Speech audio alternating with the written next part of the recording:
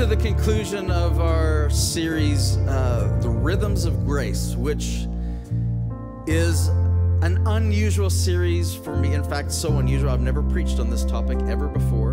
And I don't know how many of you have ever heard this preached before, not by me, that's for sure. But we're talking about the rhythms of grace, or in particular, the rhythms of rest and work. And we base this off of this verse in Matthew chapter 11. Jesus saying this to his disciples. He says, are you tired? Are you worn out? Are you burned out on religion? Come to me, get away with me, and you'll recover your life. I'll show you how to take a real rest, which I find unusual, that at the beginning of Jesus' ministry, he's teaching them. He calls a big huddle. Guys, I'm going to teach you something.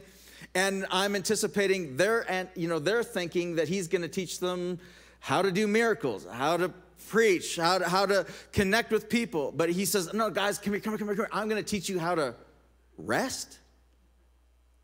Probably caught their attention a little bit. What do you mean rest? He goes on, he says, walk with me and work with me. Watch how I do it. And they did, because we're reading, the accounts that they wrote. A lot of these disciples wrote.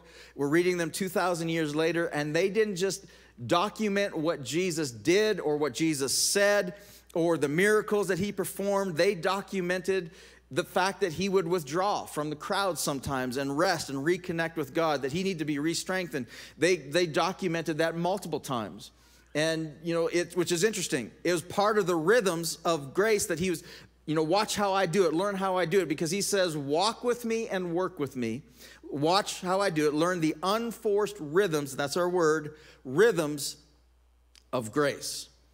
Now that word is kind of captured my attention and kind of captured my conviction, to be honest. This is a series, and I don't do this hardly ever at all. I don't preach on something that God is messing with me on in the moment, especially when he's messing with me this hard. He's kind of rattled my cage a little bit, and I'm sharing with you revelation as I'm getting it, which is unusual for me to do. Typically, I like to go through all that stuff, get all the bruises healed up, and get revelation, and then maybe share a revelation that I got. But not often do I share right in the moment. And the thing that God has kind of captured my attention with is this word rhythms. And I realize that in my own life, my rhythms have been irregular. And if you have an irregular rhythm in your heart, you are in trouble and you need immediate help. And I feel like God is kind of shaking me a little bit and says, you've got an irregular rhythm in your life and you need to get some help. You need to get this sorted out. And I begin to realize that as I've been focused on this, that I'm realizing that most of my struggles, if not all of my struggles that I deal with in life, and I would go so far as I'm wondering, and I'm wondering out loud, if the weirdness and the craziness of this world, anybody think that the world is a little crazy? I mean, I say that all the time, and then, next week happens, and it's like, it's crazier. It's not getting any uncrazy. But I'm wondering if the struggles of our world, because this is what God's working with me on, is that my own struggles, relational struggles, emotional struggles, financial struggles, moral struggles, physical struggles, are because I've neglected God's rhythms. And I wonder how much of the struggles in our world, and how much of the struggles, if I dare, in your life have to do with irregular rhythms when it comes to work and rest, or walking with God, working with God. I wonder how much of those struggles are that the real issue, the core issue, is irregular rhythms.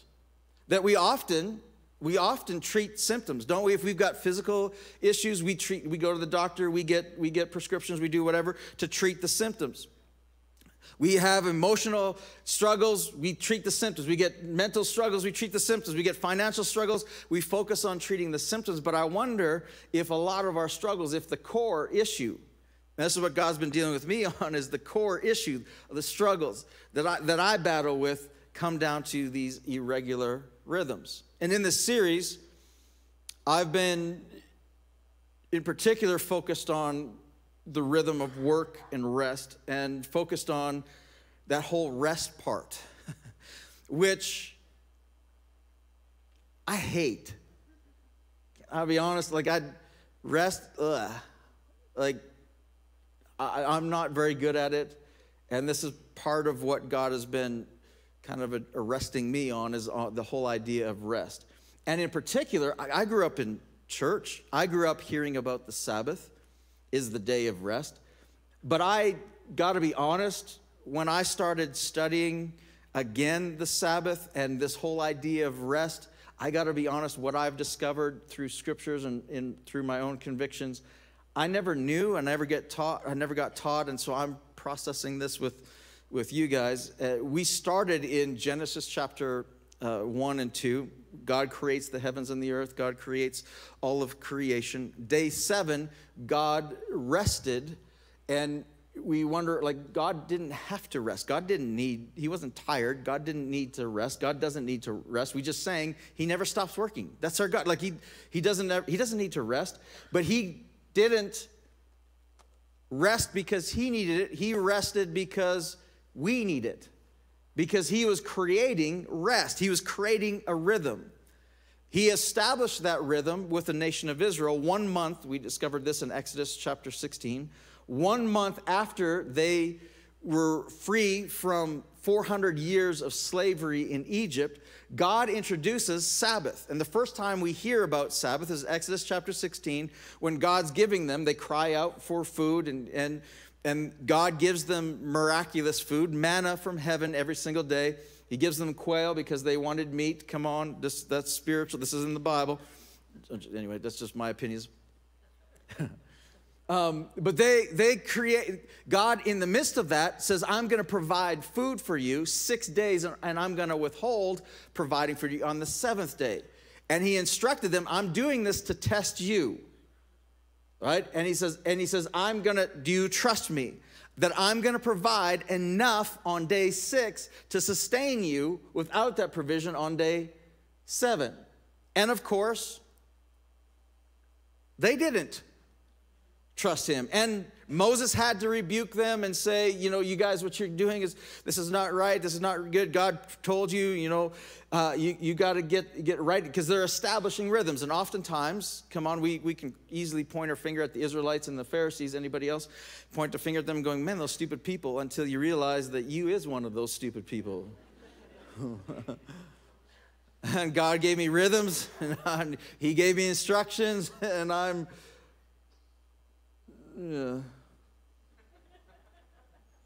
an Israelite. I don't listen.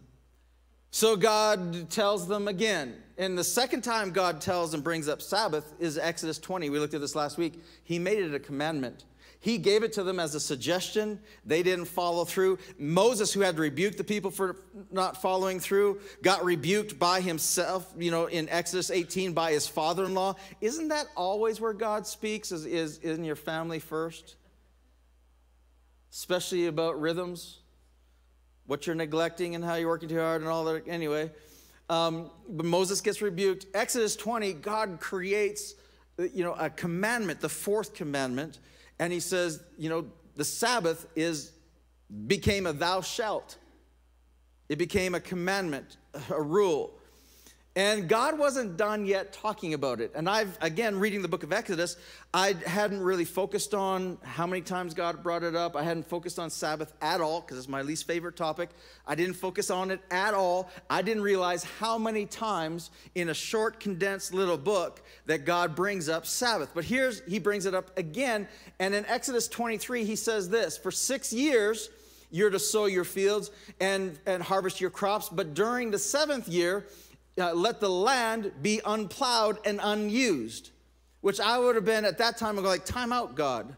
You don't realize, like, maybe you forgot, but our whole entire food source is based on that land, and all of our income is based on that land, and you want us to take an entire year and not profit from that land? Now, you have to remember, Today we know how soil works, and we've got science to discover how minerals are depleted and how soil works and needs to be replenished. We understand that, and this makes sense to us. But to them, this didn't make any sense. They didn't know how soil worked. They didn't have the science we have today. They didn't know that taking a year off would be good for the soil and would allow them to produce more in 6 years than they could in just continual cycle. They didn't know that. All they knew is God said, hey, no income, no food for a year.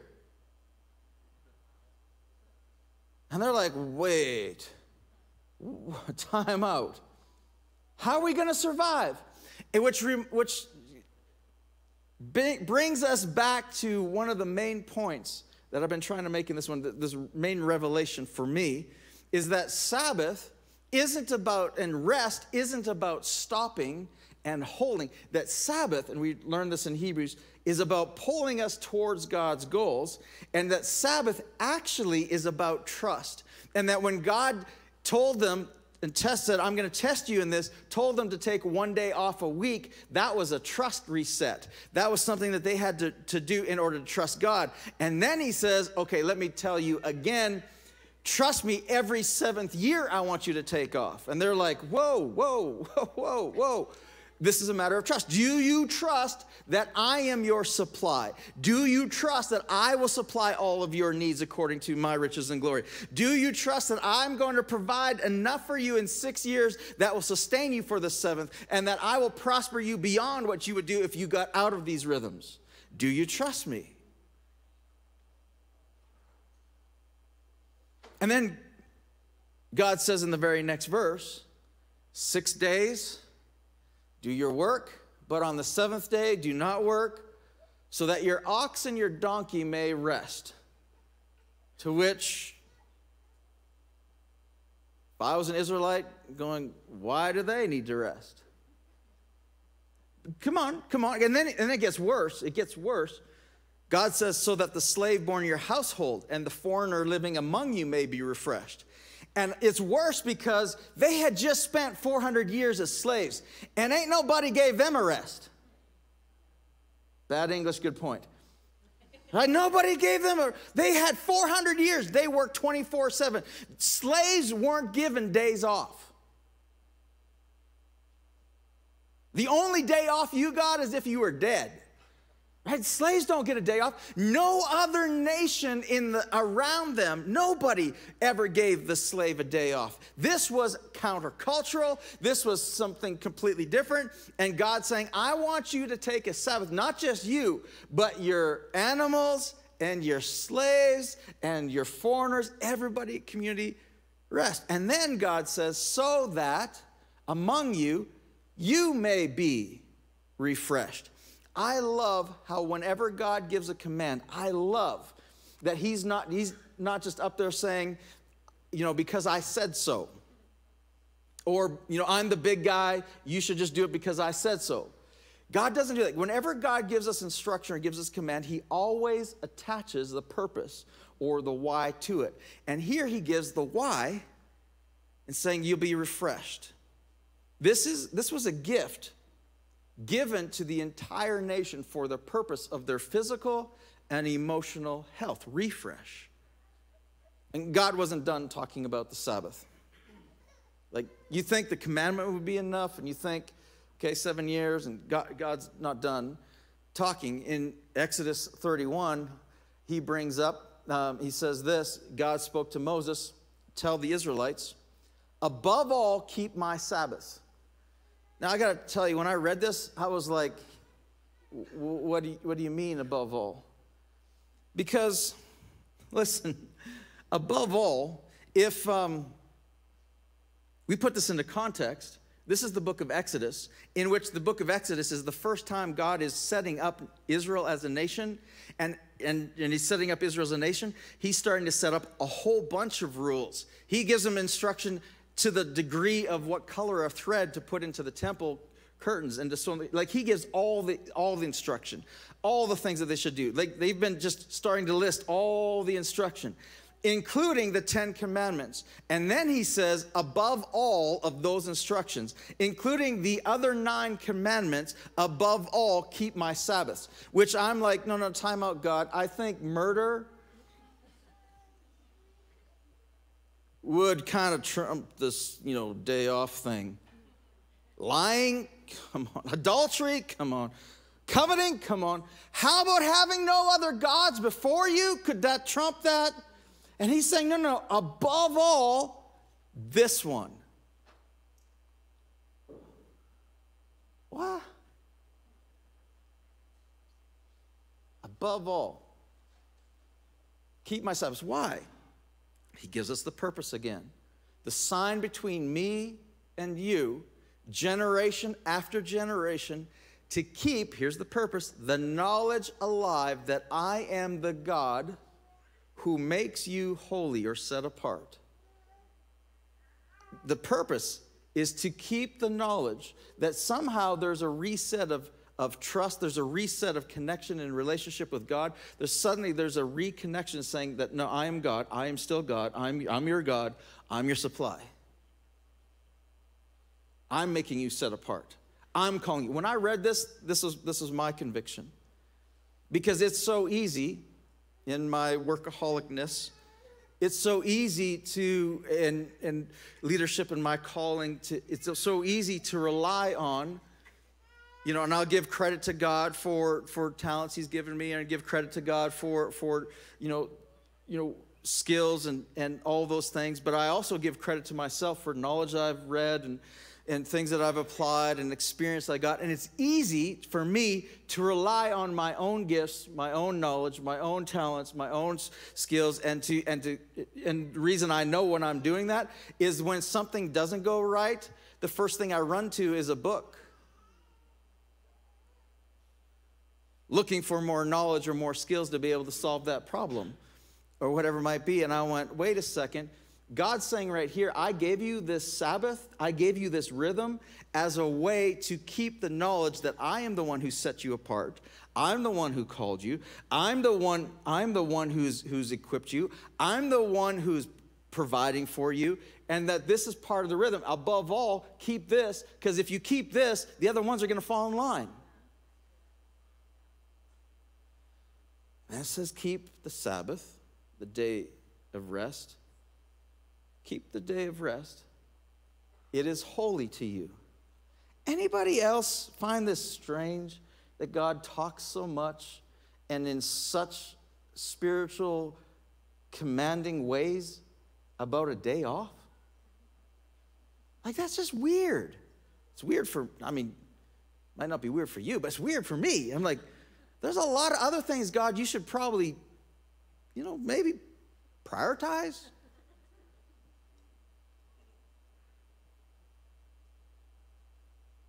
He says it again, brings it up again. Exodus 34.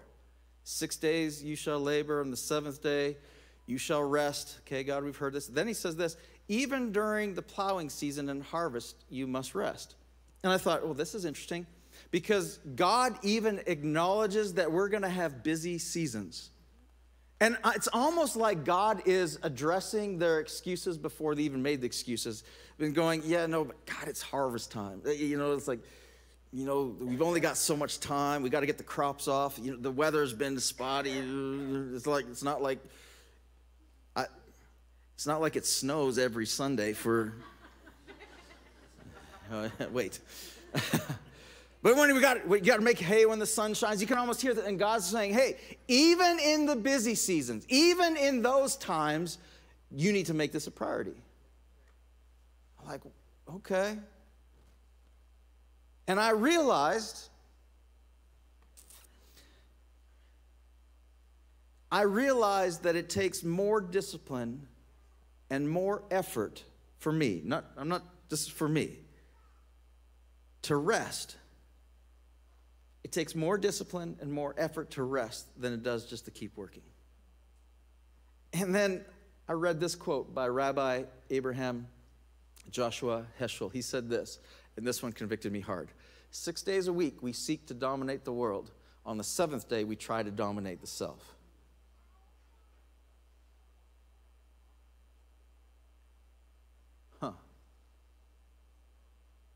I realize I have a natural tendency to make excuses as to why I can't or can't afford to or don't have time to, and that I drift towards bad habits naturally.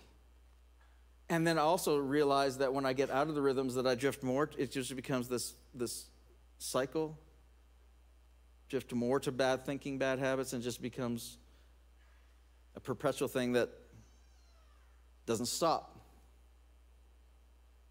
And it takes effort and discipline to reset. And this only happens through rhythms, healthy rhythms. God wasn't talking with the Israelites yet. That was enough. He says in Exodus 35. This is the 7th time God has brought this up in just the book of Exodus. 7 times. He says this, Moses assembled the whole Israelite community. By the way, come on.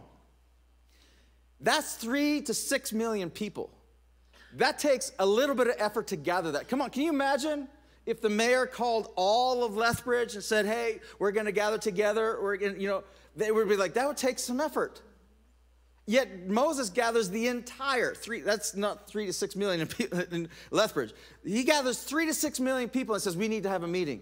To which they're saying, if you're going to take the effort to have this all of us gather together at once, you're putting that effort, this has got to be important. So they're sitting there listening. What's Moses going to say? What's Moses going to say? And then he says, these are the things the Lord has commanded you to do.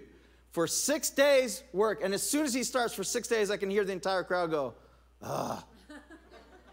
again?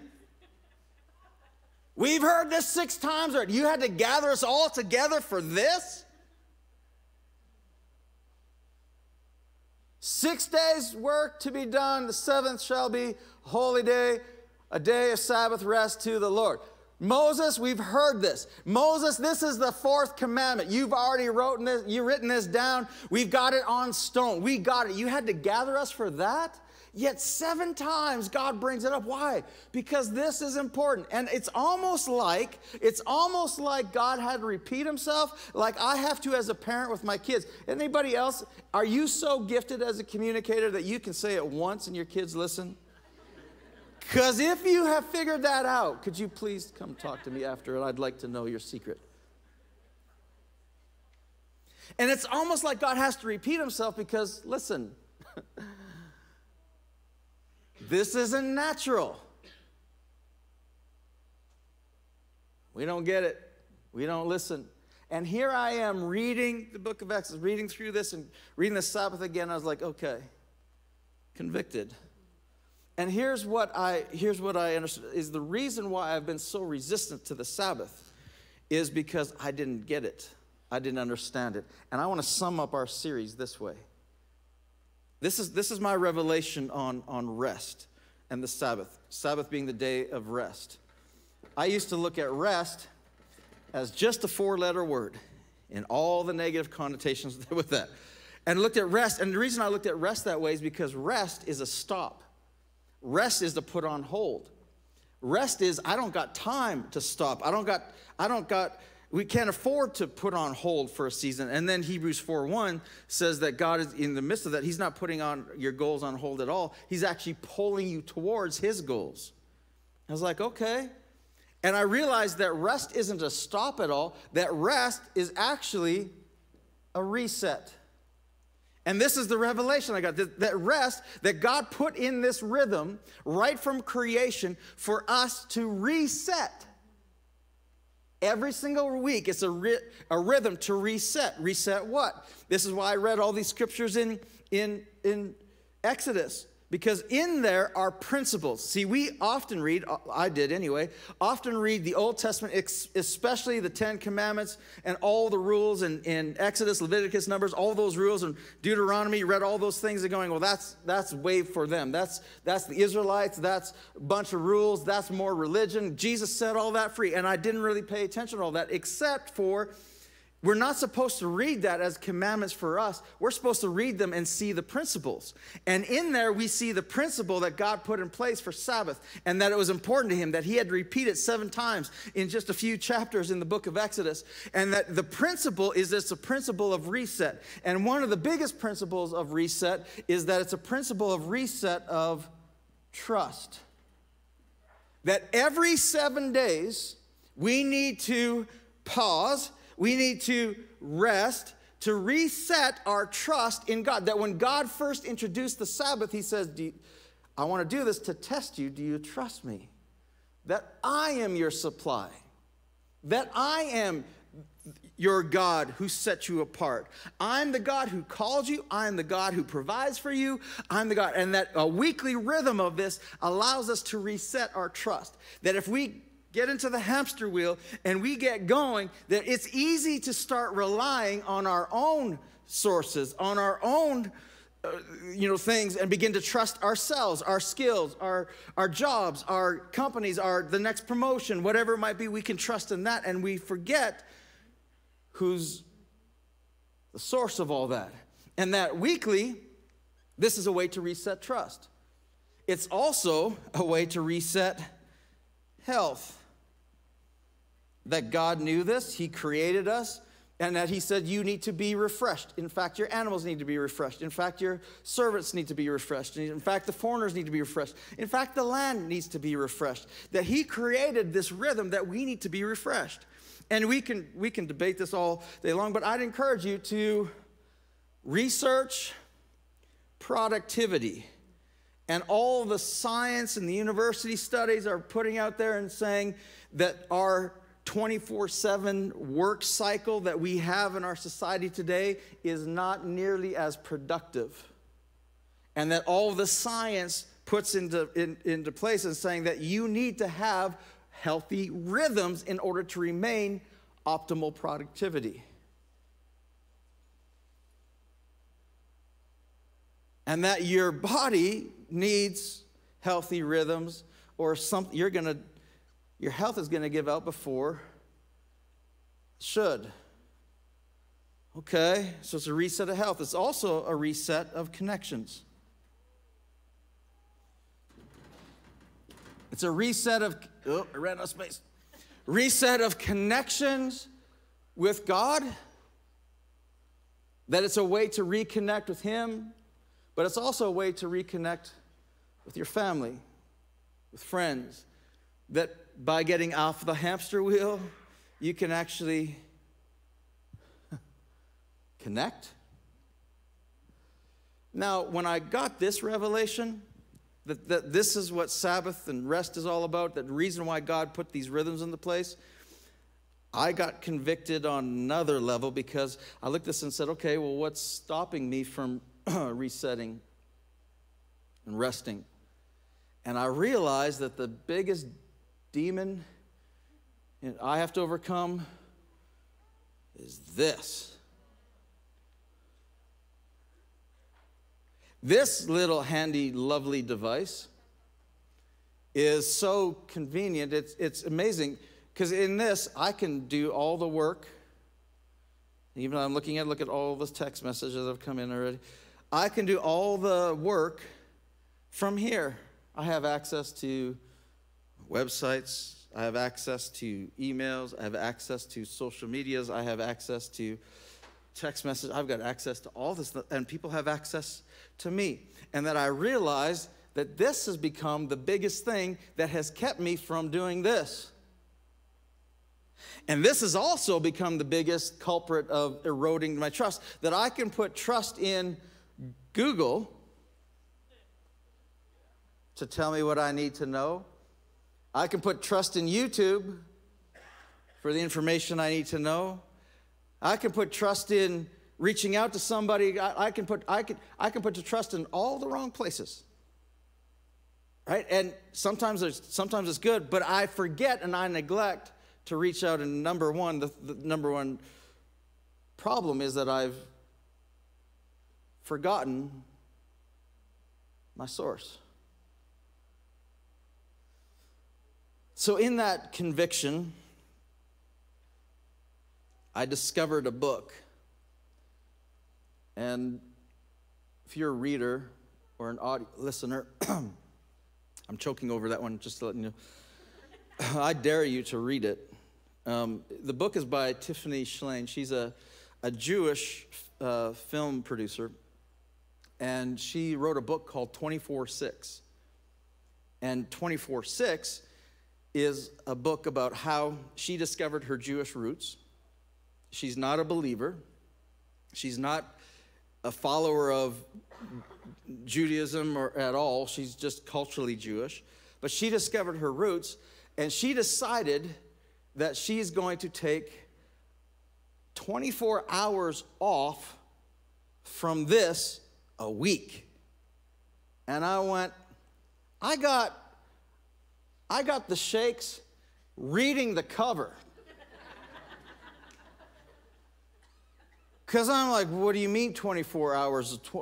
What do you mean 24 hours off? What do you mean off? Like you're not going to make any calls? Like, what do you mean off? No, she means like powered off, in a drawer, out of sight, out of reach. And I was like, ugh. I realized, hey, you remember, you guys were old enough to remember when everybody smoked? Remember that?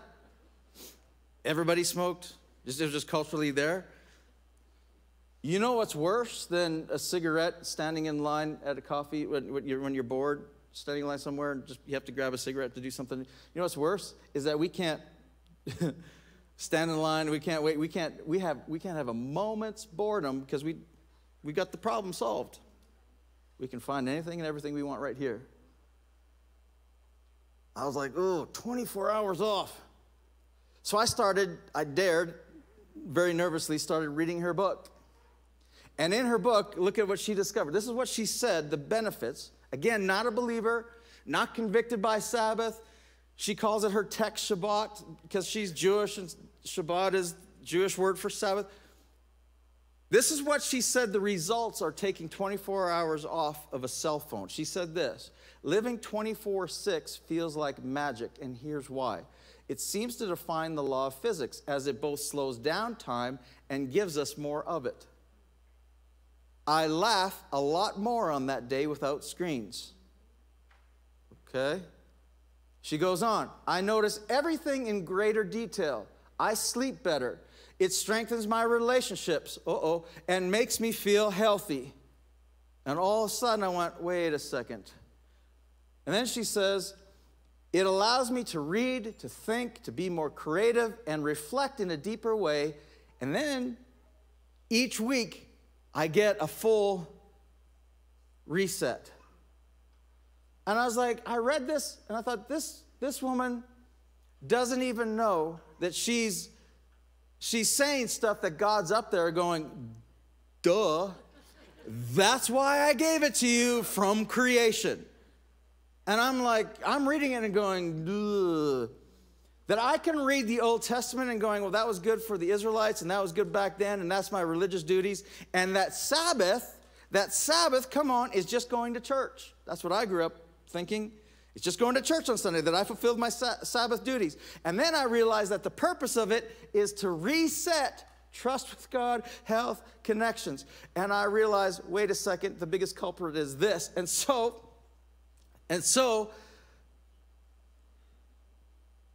I tried.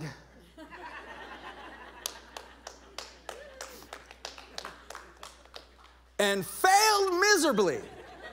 I just got to say, I tried, and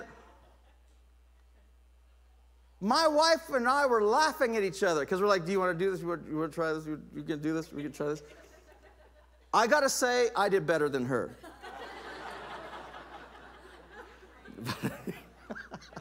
She's not here right now. Just making sure.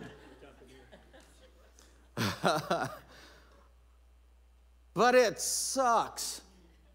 It's hard, and I'm realizing this is more of an addiction than I thought. But here's the thing, I want to challenge you to discover this with me and to see, to talk about rhythms and getting our rhythms back and saying, is it possible to get our rhythms back and to get back into the rhythms of grace that Jesus talked about taking Sabbath? And part of that is maybe getting free from our addiction.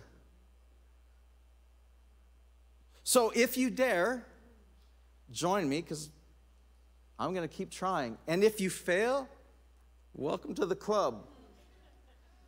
But we're going to keep trying, because I think this is vital for this. Here's today's takeaway. It's another quote from Tiffany Schlein. She said this: "Nothing is better for your computer or your body than a complete shutdown and restart each week."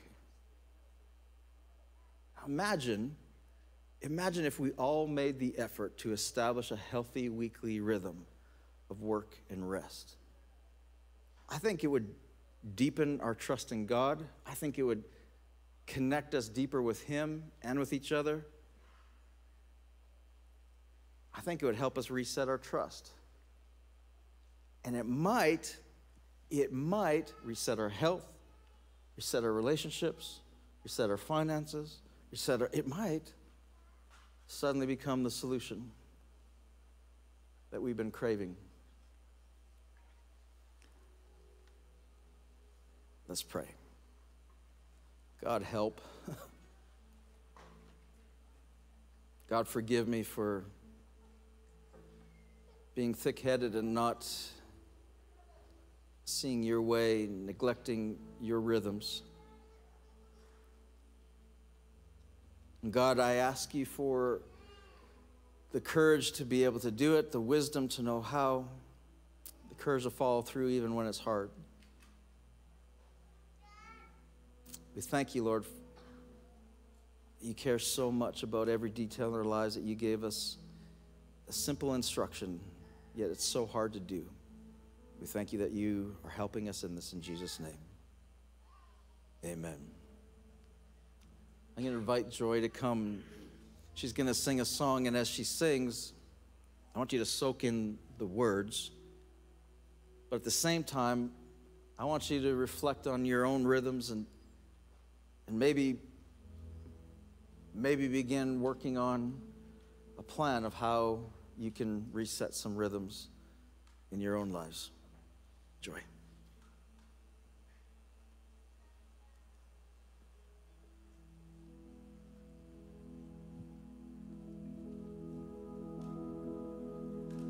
Are you burnt out on religious things? Are you burnt out, lacking inner peace? Take a real rest. Walk along with me in the pastures of my presence. You can be yourself and you can say what's on your heart. I already know it all. Doesn't matter what you say. Come and get away with me. I know where you are, where you've been and what you've seen. Doesn't matter how you come and get away with me. Get away with me. Are you burdened from all the heavy days?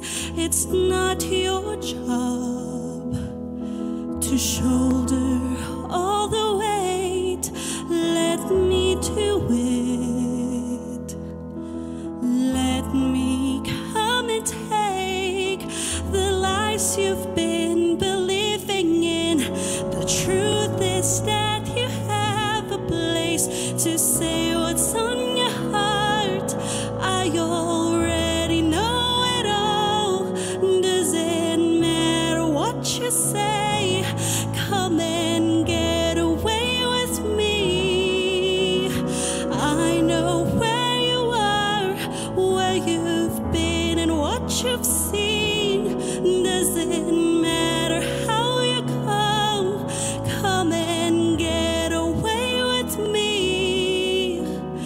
Get away with me. Oh, get away with me. Grace upon grace, let it lead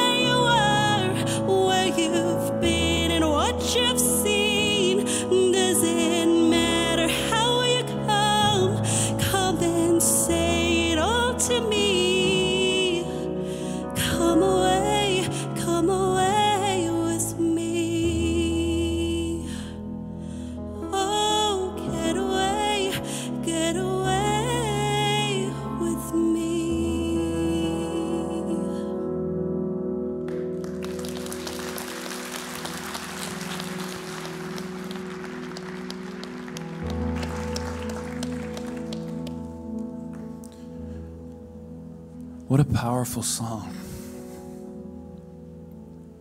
You know, I love it because it echoes the words of Jesus. It echoes the very heart of Jesus himself. And it's stated very clearly in the verse of Scripture that we've been using as a foundation for this whole series. Are you tired? Are you worn out? Burned out on religion? Come to me. Maybe you're here today and you've never started a relationship with Jesus. Maybe you've felt that there's no way that you could even come to him. And for some of you who are here, maybe some of you who are watching, can I tell you that this is your moment? There's a moment here where you get to make that step into a relationship with my Jesus. And maybe you thought that having that kind of a friendship was an impossibility for you because you're not worthy. You can see all the junk that you have in your life. You can see all the things that you carry, all the weights, and think, how can Jesus accept someone like me? And can I tell you that Jesus chose his followers despite their inadequacies? That in fact, he actively looked for people who were broken, people who needed a physician, not people who thought they had it all together. And today, if you're in that place, and it's a great place for you to begin that friendship with him, and it's not difficult.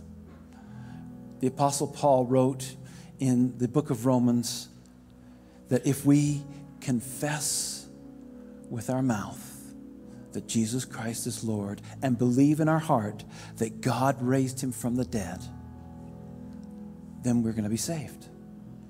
And it's not about joining a church. It's not about becoming part of religion. It's all about starting a relationship. And we're going to do that, give you an opportunity in our prayer here right now. I'd like everyone to kind of just close your eyes so that we can have a moment between God and ourselves. And I'm going to say a prayer. I'm going to have you repeat it after me. Jesus, I've tried doing things my way, and it hasn't worked. I need you to save me. Right now, I declare, Jesus, you are my Lord. I believe that God raised you from the dead so I could have life. My past is past. I'm ready for a fresh start. Thank you for welcoming me. I want you to keep your eyes closed for just a moment. Because if you're here today and you prayed that prayer and you made that decision for the very first time, we really want to help you on your journey. And part of that is just letting us know that you made that decision, because we want to get a Bible into your hands. And just wherever you are, you can just lift up your hand and just wave at me and say, Pastor Jeremy, I made that decision today.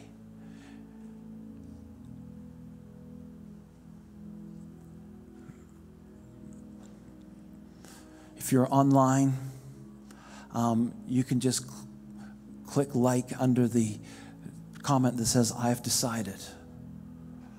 And somebody will follow up with you.